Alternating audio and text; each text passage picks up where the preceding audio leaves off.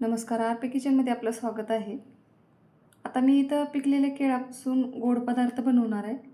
तो पदार्थ कोणता आहे ते बघण्यासाठी व्हिडिओ स्किप न करता शेवटपर्यंत बघा. आता इथे एक केळ घेतलेलं आहे. याला असं बारीक काप करून घ्यायचं आहे. आता एका प्लेटमध्ये काढून घ्यायचे ही बारीक काप केलेली.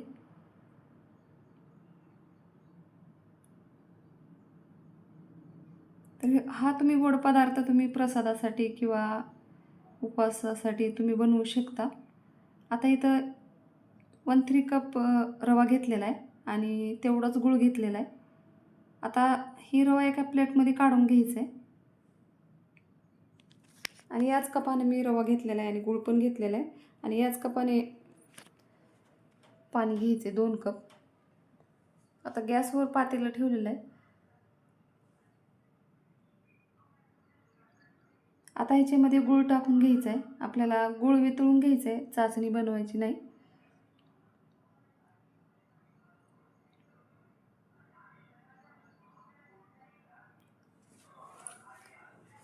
आता इथं मध्यम गॅसवर छान असंही वितळून घ्यायचं आहे.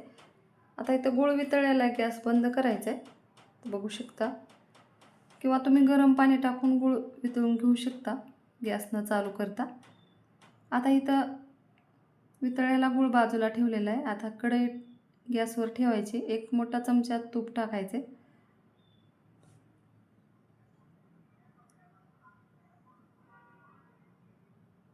आता इथं तूप वितळत आहे तोपर्यंत इकडं मनुके आणि काजू बदामचे काप टाकून घ्यायचे त्याच्यामध्ये.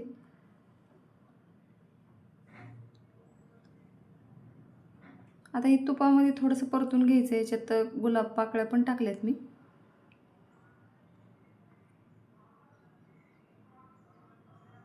आता याच्यातच रवा टाकायचा आहे. रवा थोडासा मी भाजून ठेवलेला होता. आता थोडासाच गरम करून घ्यायचा आहे, जास्त भाजायची गरज नाही.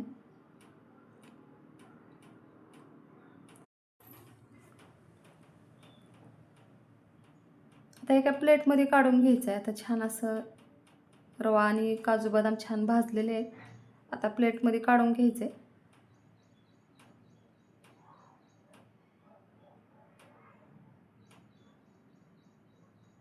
आता या कढईमध्ये थोडंसं तूप टाकायचं. कट केलेली जी केळी आहे ते याच्यामध्ये टाकून घ्यायचे, छान असं बारीक करून घ्यायचे. आता थोडंसं तुपामध्ये परतून चमच्यानं बारीक करायचे या पद्धतीनं.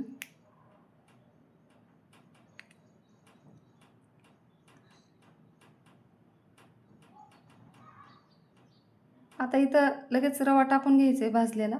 आता हे छान असं मिक्स करून घ्यायचं आहे.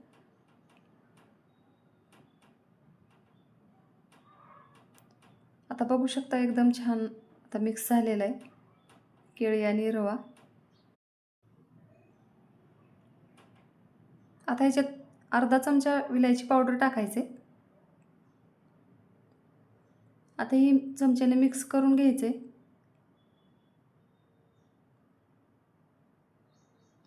आता इथं मिक्स झालेलं आहे. आता जे गुळाचं पाणी करून ठेवलेलं होतं ते ह्याच्यामध्ये ओतून घ्यायचे. तुम्ही चाळून पण घेऊ शकता, कारण मध्ये खडे असण्याची शक्यता असते त्यामुळं. आता हे सगळंच पाणी याच्यात ओतून घेणार आहे मी.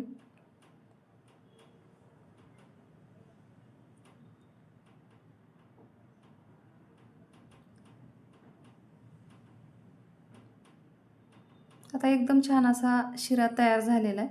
आता इथं पाणी सगळंच लागलेलं आहे, बघू शकता.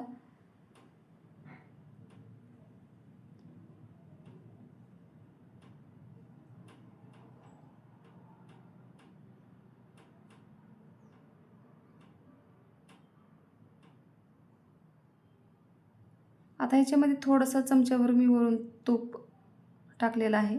आता इथं शिरा तयार झालेला आहे, बघू शकता या पद्धतीने. आता एका भांड्यामध्ये काढून घ्यायचं आहे. आता या वाटीला मी थोडंसं तूप लावलेलं आहे खालच्या बाजूला आणि ह्याच्यात शिरा घ्यायचा आहे. आता थोडासा थंड झालेला आहे.